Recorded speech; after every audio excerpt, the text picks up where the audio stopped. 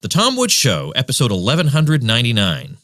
Prepare to set fire to the index card of allowable opinion. Your daily dose of liberty education starts here. The Tom Woods Show. Men, if you want to look your best, you need a made-to-measure suit. And this week, my listeners can get any premium Indochino suit for just $359 at Indochino.com when entering Woods at checkout. Hey everybody, Tom Woods here. I'm sitting across from Dave Smith, one of your favorite guests on this show. He is the host of the Part of the Problem podcast. He's got a tremendous gig on CNN, if you can believe that.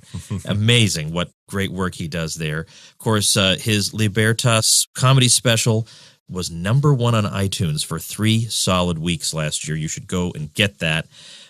Great guy. Before we even get started, give me a website people should follow you. Well, you can find all my stuff at gasdigitalnetwork.com. Yeah, there you go. That's where you should be, gasdigitalnetwork.com, where you can also find Michael Malice these days. That's right. Our latest edition. Yes. Which I'm psyched about. So now it's like subscribing to the network is you get all the value you could imagine. Yeah, all Michael Malice content, all my stuff. Yeah, absolutely great. So Dave's with me in the Mises Institute studio. We're here for Mises University, and it's tremendous so far, and it's an easy opportunity for me to just grab somebody, come on up here to the studio and record a podcast episode. So a couple things going on in the news. First thing, far more important than the Trump and Russia rapprochement, is Dave Smith and I joining the LP. Yeah, that's right. I mean, certainly that's at least up there. The #1 news story. Yeah. So some people listening to this probably don't even know this because it was really announced only on Twitter. But the long and the short of it is, not that I in any way want to relitigate this whole thing, but there was this conflict I wound up getting into against my will with the current chairman of the Libertarian National Committee. And it happened after I or somebody else posted a talk called What I Learned from Murray Rothbard that I had given. And that talk was mostly like things I learned about how to live, the fact that Rothbard had such intellectual curiosity that he could learn from anyone. He could collaborate with anyone. He would go to some obscure academic conference, come home with a copy of every paper that was delivered, and pour through them to see any gems he might find. Just things like that kind of inspired me. So I talked about that. And instead of listening to what I said, the chairman of the LNC came back with this nasty tweet saying, that moment when all you learned from Rothbard was the worst political strategy ever. Now, okay, first of all, coming from the LP is kind of a, interesting position to be in, to say something like that. But, of course, nothing I said had anything to do with politics when I was talking about Rothbard. Nothing. It was not in any way a critique of anything I had said. He had no idea what I had said. He just took a shot at me and Rothbard for no reason. Why would the chairman of the Libertarian Party be spending his time going after Tom Woods and Murray Rothbard? It's just crazy. And then this just spiraled out of control, became this vicious back-and-forth battle on Twitter. Well, the point of this is, in recent, I guess, maybe it was must have been within the past month, I don't know, 3 weeks ago, somebody was at it with this chairman and saying, maybe Tom Woods should do X or Y in the party. And the chairman said, look, I don't have any evidence that Woods is or has ever been a member of the party, and you need to be a member to do any of these things. And so I retweeted that with the comment, thank you for the invitation. I've just taken you up on it. Because I thought, let's call the bluff of these people every once in a while. So I did that, and I thought that alone is worth the 25 smackers. But I also, I want to bring you in a minute, but I just want to set the stage here. That was kind of the background. And not because the last thing in the world I want is to be fighting with people, honestly. Even though I sometimes have this belligerent public persona, it's generally because other people start it. And I've just been taught that when people start something, you finish it. Right. but I don't want to be still fighting, but I am interested in the LP. And I do think, and we'll talk a little bit about this, but Dave and I are going to be doing an episode with Mark Clare where we're all going to, and Jason Stapleton, we're going to have a roundtable discussion of this. So I believe Mance Rader is going to be on that one as well. Oh, he is too? Oh, great. Okay. So we're all going to talk about this because we've all joined the party in the past few weeks, and we're going to talk about what our motivations were and everything, but it seemed weird to have Dave on and not mention this. So rather than having me continue to talk, I'm talking way too much, let me throw it over to you to get your thoughts on why you did it. Well, can I just say about the whole little thing that went on last year between you and this gentleman at the LP, and I jumped into that as well. It's quite amazing because it's like look, if you want to criticize Murray Rothbard's political strategy, or any of our political strategy for that matter, like, okay, fine. Yes, we live in this gigantic state and we're all opposed to it. So I will be the first to acknowledge we're not winning against this thing, right? Sure. But I'll take that from the Republicans or the Democrats, but for the LP, who's been around for decades, and it's like, well, what have you done? Why don't you compare what you've done to the track record of Murray Rothbard and Tom Woods and all these other people? Really, all the LP would be good for is spreading the ideas of libertarianism anyway. It's not like, oh, we're the LP and we've been winning offices and reducing spending and eliminating programs. You're not doing any of that. We're just in the business of spreading the message, and we're doing it far better than you are. So that was just insane to me, and I had to jump in and get involved in that too. But in terms of joining the LP, it's to me, and of course, like you said, we'll get more into this when we do a full episode on it. But I just really, for a while now, I've really missed the days of the Ron Paul movement and actually having somebody out there in the political arena making the arguments that we all believe in. And I really liked what Michael Heiss and all those guys from the Mises Caucus were doing. And when they organized that Human Action event, and they had people like you and Scott Horton, and if there is any little movement that's representing what I see as like the true libertarians and the people who I want other people to see, primarily being like people like you and Scott Horton. And then when you were like, okay, I'm going to join the party, I was like, all right, well, then I'm in. I mean, if this is what we're doing, then this is what we're doing. Let's do something. Right. Let me backtrack for just a minute, just to add for anybody who wasn't aware. When that whole argument was going on between me and that fellow, it wasn't just that we were having a dispute about Rothbard's strategy. I mean, whatever. It was the insinuation that I more or less wink at, of all things, fascism. Right. Because I wouldn't sign some stupid, self-important, pompous thing that they had. And it was just so, of all possible things to say about me, it was just ridiculous to say. And that was the thing, it was the nastiness that you would sink to the level. I mean, I expect that the left accuses everybody of fascism. Right. But for the head of the LP, that's just wrong. That is profoundly wrong. No, absolutely. And it's a weird thing where they play into this game. They play the left game. Like, it's like they want to be like, oh, well, if you believe, if you're like a Mises guy, then you're a racist or something. You're a fascist. And it's like, meanwhile, the left's just going to look at you and say, well, because you oppose Obamacare, you want kids to die or something like that. So it's not like you're winning any points off this. And it is, there is something that this always really infuriates me. But they set up this dynamic where, like, if you're a Rothbardian, if you support the Mises Institute, then you've got to apologize for any little thing that might have ever been said that was offensive or wrong or something like this. Right. Whereas, say, like, if I just said I was like a Friedmanite or something like that, I don't have to apologize for like him supporting the withholding tax or supporting the war in Iraq or these disastrous policies. Right. You would be accused, if you said those things, of applying a purity test. Right. But that works only one way. Exactly right. So with the LP, as I say, we'll get back to this. I mean, obviously, if you listen to the show, I'm not saying you have to go join the LP or anything like that. You make your own decision. But look, I have not been able to get out of people a good answer to the question, if libertarians are not represented in the political discussion, how do we get the word out? Yes, I know we have podcasts and whatever, but look at the example of Ron Paul. He has a podcast, but it's listened to by maybe, if he's lucky, 1% of the people who used to listen to him. That's right. So I don't get how the idea that if we just stand on the sideline, like somehow people will flock to us. They won't even know we're there. No, they had to see, and what did Ron Paul do? Because, by the way, also, even in politics, Ron Paul was Ron Paul for a long time before he became 2008 Ron Paul. And what you almost had to see was him stand next to Rudy Giuliani, next to this guy who at the time, people forget, was polling number one in the race, and just dismantle him. And then you almost have to see it up against what mainstream politics is and see that we offer something that's better than what they have. Right. So I have no sympathy whatsoever for the so-called pragmatist caucus of the Libertarian Party, which really sucks all the life out of the Libertarian Party. I mean, sucks all the life out of the very idea of it. I'm much more sympathetic to Tim Moen of the Libertarian Party of Canada, who just comes right out and says, our role is to stand there and tell the truth, regardless of what happens. The outcome, obviously it's better to win than not to win, but it's even better to tell people that we exist and that this way of thinking exists.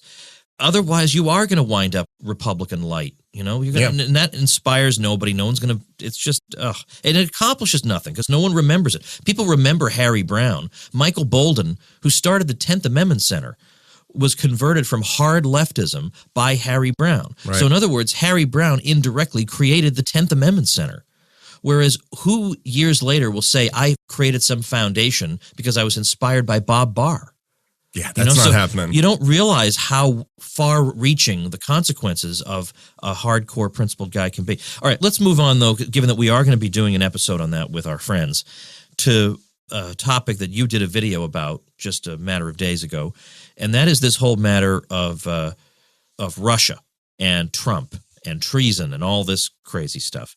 And I want to start by reading, I have a somewhat lengthy passage from an article by David Stockman, who is occasional guest on this show. And Stockman was the Office of Management and Budget Director under Ronald Reagan.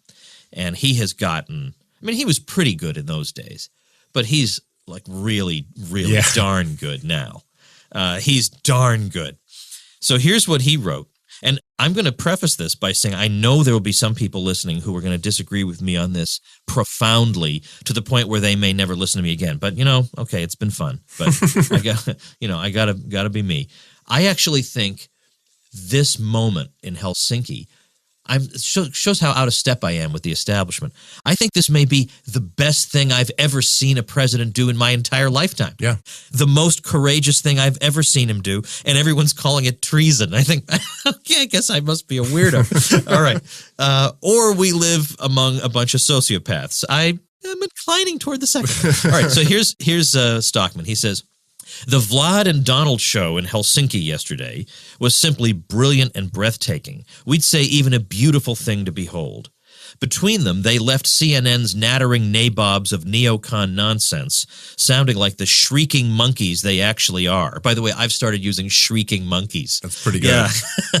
And that's to say nothing of the fools they made out of the newly minted liberal and progressive warmongers on the Dem side of the aisle in Washington, or the so-called journalists who fill 90% of the space in the so-called mainstream media with endless pro-war propaganda. But most of all, it was the single greatest blow to the war party, since it turned Imperial Washington into a colossal menace bent on global hegemony when the Soviet Union slithered off the pages of history in 1991.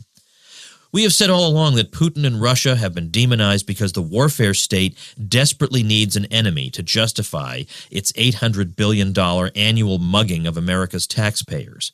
Yet today's spontaneous chorus by the two leaders in behalf of détente, dialogue, and diplomacy puts the kibosh on that big lie more completely than could 100 TED Talks or a year's worth of pro-peace op-eds in the Washington Post.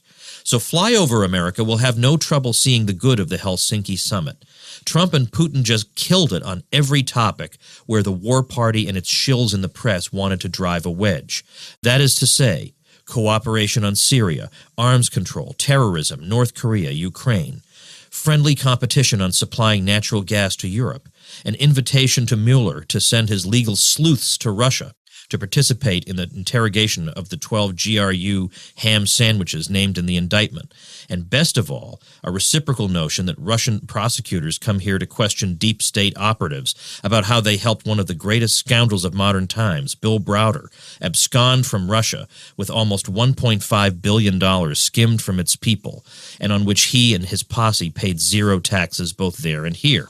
Indeed, the debunking of the false mainstream narrative about Russia's nefarious intentions and doings was so complete that the deep state apparatchiks were reduced to sputtering hysterically. For instance, here is the bile issued by the central architect of the Russian collusion lie, former CIA Director John Brennan, who says, Donald Trump's press conference performance in Helsinki rises to and exceeds the threshold of high crimes and misdemeanors. It was nothing short of treasonous. Not only were Trump's comments imbecilic, he is wholly in the pocket of Putin. Republican patriots, where are you?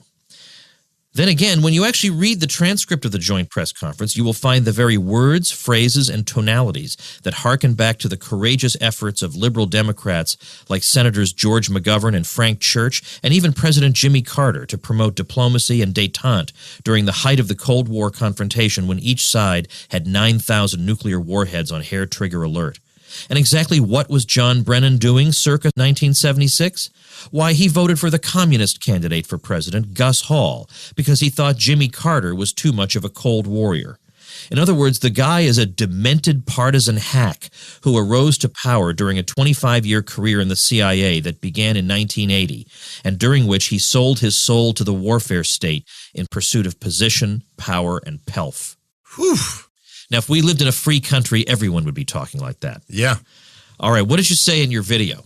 Well, David Stockman's such a boss. I just love it. And by the way, if anyone hasn't seen those videos of him on Fox Business where he just goes and destroys Maria Berteramo and like all those people, it's he's just unbelievable. Yeah.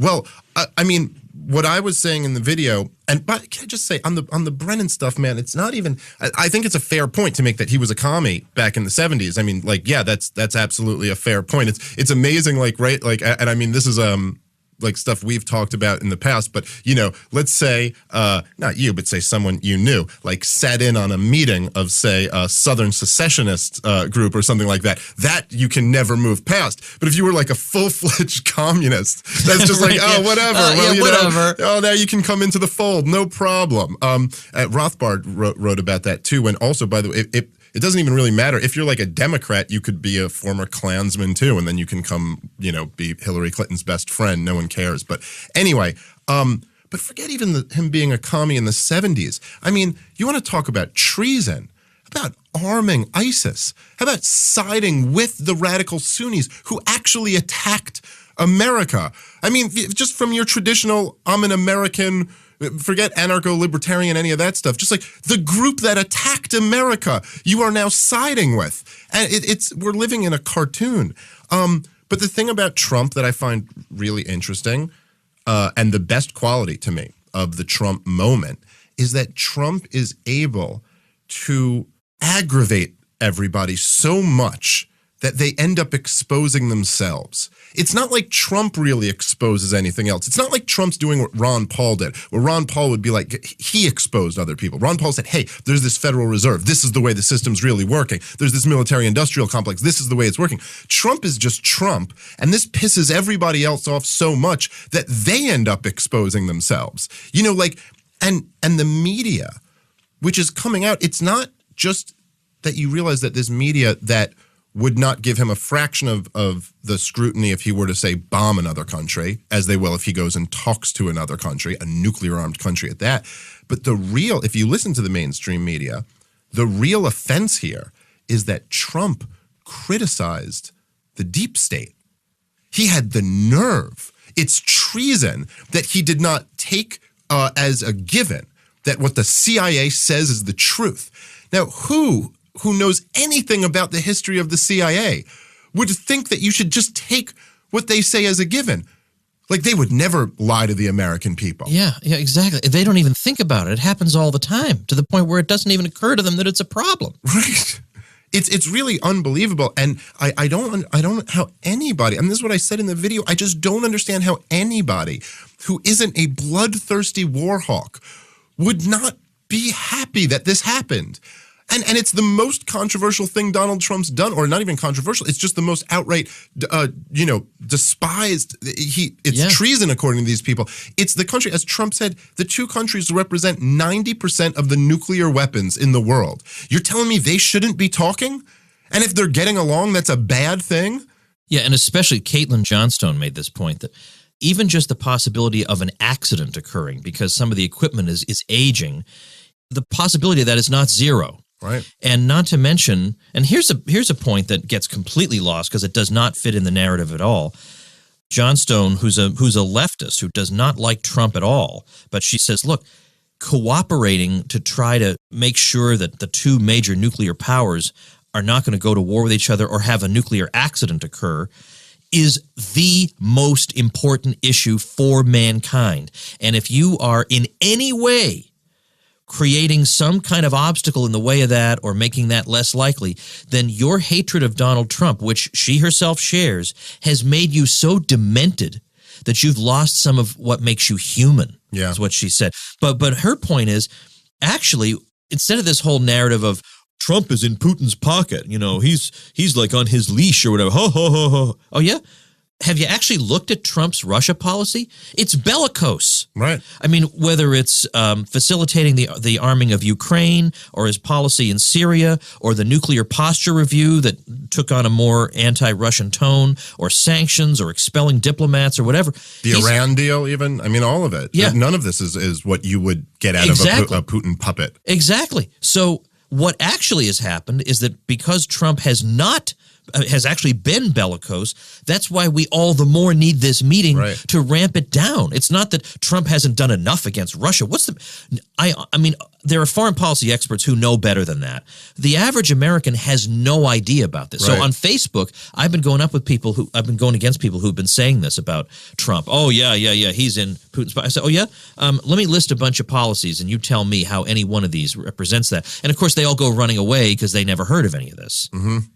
And that's right. And partially because it goes completely unreported in the mainstream media, but something is going on big with the Russian-U.S. relationship moving toward confrontation. And it's like, if you look at Hillary Clinton and Marco Rubio, who are basically the same person, who were the Republicans' kind of pick after Jeb Bush imploded, and the Democrats' pick to be president, they were both running on a no-fly zone where Russian planes are flying in Syria. They were both saying, we're going to shoot down Russian planes. And you had people, high-level people in the military who were like, they're talking about going to war with Russia. And this is something that, what's going on, I think, since the Soviet Union collapsed and George H.W. Bush, we had the CIA man in the Oval Office. And instead of doing like what Bill Buckley and all these guys promised us this whole Cold War was about, like, well, we're really free market people, but we just need this giant bureaucracy to keep the Soviet Union at bay. Well, when the Soviet Union collapsed, we went right ahead with the war machine. And this is what drove out a lot of people. I mean, I know this is what turned like yourself off. There's Pat Buchanan and Russell Kirk and all these people were very upset about that. And we went in and a lot of them would even talk about how the people like in the neocons back then would be like, oh, Russia didn't do anything. We went right into Iraq, and Russia, it looks like we can now kind of exert our influence over the Middle East. And we've been doing that quite a bit for decades since then. And it looks like in Syria, this was the moment where Russia was like, no, we're going to fight back on this one. So it's in a very strange position now where, and I'm sure that they had some sense of the politics of it all. They were like, well, America's getting more and more into debt. The people in America are not supporting these wars anymore. And also they see the nature of them losing every ally that they have in the Middle East. Well, we just prop up all the governments we want. So now you've got Russia in Syria. We're in Syria. This is a very dangerous situation.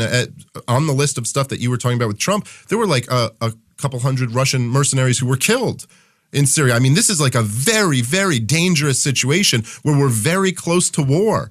Two nuclear armed powers close to war. This is insanity. So if they get together and talk, and it's like, well, Trump didn't call him out for this, and this human rights abuse. Like, okay, did Putin call Trump out for our human rights abuses? I mean, I'm not saying we're exactly equal, but like, why do only we get to call other countries out for their human rights abuses? Donald Trump, do they get to sit there and say, you guys really have built up the biggest spying apparatus in the history of humanity? That's a little messed up. You guys have the biggest prison population in the world. That's a little messed up. Like, I don't know. Why don't we let them handle their business and we'll handle ours, and let's not go to war? Yeah, no kidding. Dave, let me take a minute to thank the good folks at Indochino. We're here at the Mises Institute. A lot of people are very nicely dressed. And I'll tell you, the key thing to having a nice-looking suit is the fit. You can spend 4 figures on a suit, and it still looks terrible because you look like you're heading to court, and this is the one suit you own, and it's baggy, and you look ridiculous.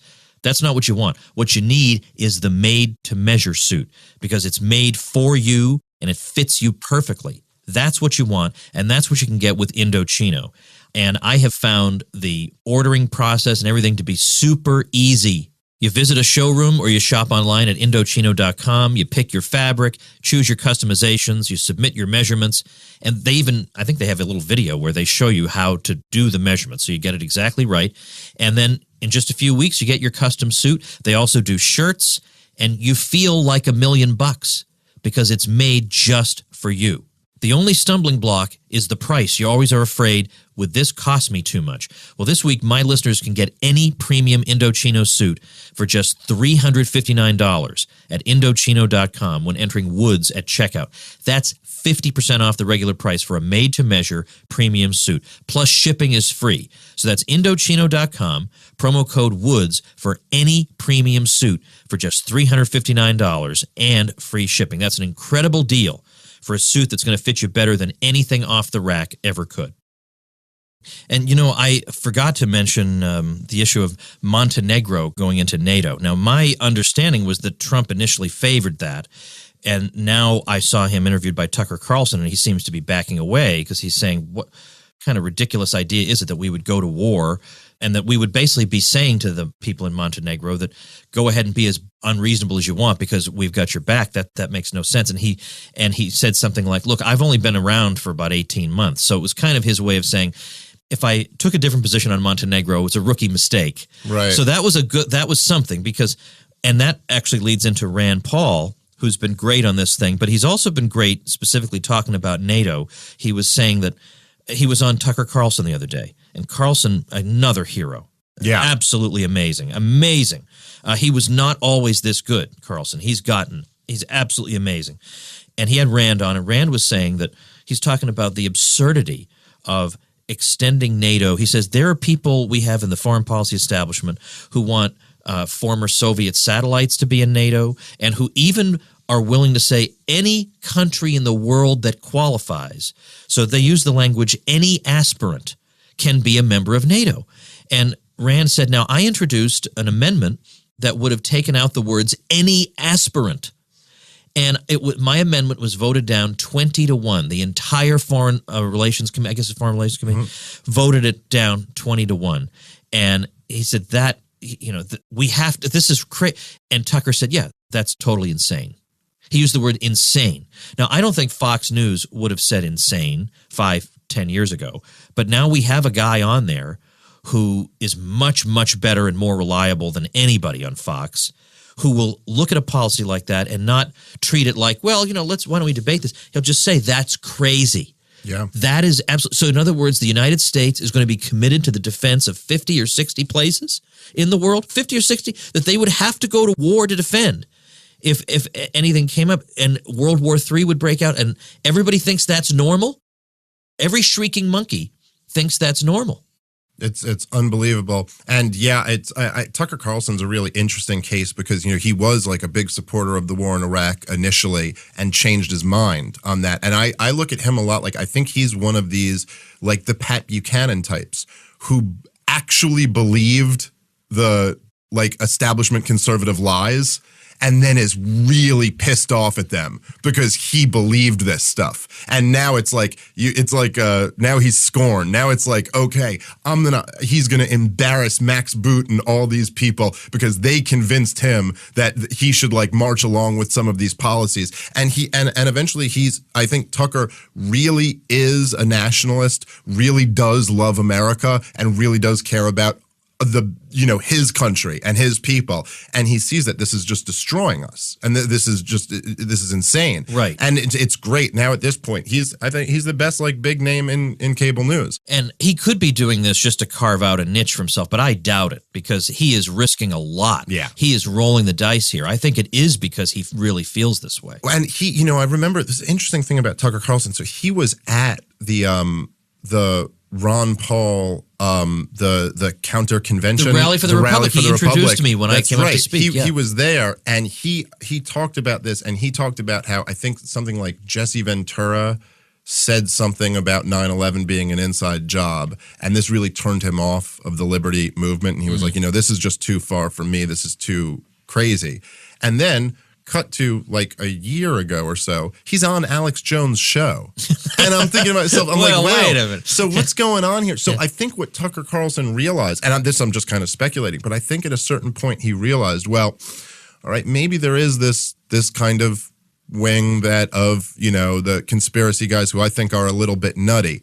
But I think he realized what's even crazier than that is Max Boot, is John McCain, are these guys who just want to fight wars left and right. They want every single war. If you talk to John McCain or Lindsey Graham, you have to say, what country do you not want us to bomb? Yeah. Like, it's insane. Yeah. And I think he realized at this point that he's like, well, if I'm going to, I'd rather go talk to Alex Jones than these people.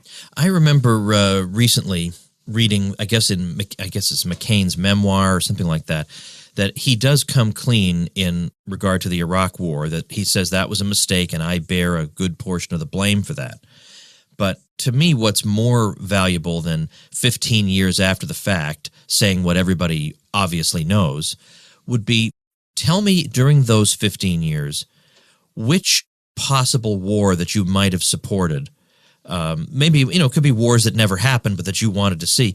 Which one did you stop and say, now, wait a minute, I've been had before in these wars and I've really made mistakes. I better just not favor this. Of course, there would be no example of that. So I don't care about these people who years later tell me how sorry they are when I see no change in their behavior. Well, that's right. And that's what I know you've made this point before too, but the example is like Walter Jones or someone like that where you go, okay, wonderful. Welcome to our side. Like, this is a guy who you can tell this is a devout Christian who has trouble sleeping at night because he supported this war. Possible thing he can to make up for that. And if there's somebody like that, I have no problem forgiving them and saying thank you for joining the side. I feel like, on a much smaller scale, that's kind of like me. I mean, I'm not a congressman, so I can't do the things he's doing, but I've done everything I can to spread to get people thinking differently about foreign policy. And I did that book with Murray Polner. I mean, I did what a layman can do because I am. And look, I think a lot of people go through that phase when they're growing up. Sure. Why wouldn't you trust the TV when you turn it on? And everybody's cheering and tying yellow ribbons on trees. That was a big thing in the first Gulf War. There were you're too young to remember this, but all over town, you'd drive around, there were yellow ribbons on trees to support the troops in the Middle East. And, Jeez, that's some rough stuff. But let me ask you on a happy note. Sure. Your podcast, Part of the Problem, is doing really well. Yes. And I have a lot of folks who listen to me who say, I'm interested in libertarianism. I'm interested in a lot of things you do. But I'm also interested in the more meta question of podcasting in general. What do you attribute your success to other than it's a quality show? I mean, in the long run, you can try all kinds of gimmicks to get listeners. But if the content's no good, it's not going to last. But what do you attribute it to other than just the obvious, it's a good show? I mean, there are a lot of good shows out there who probably have 10 listeners. But I think that it may not be so obvious to everyone. I think people get way too concerned early on with how do I grow this or how do I make money off this? And it's like, make sure whatever you're doing is something you're really passionate about, you really enjoy, and that is the most important first step.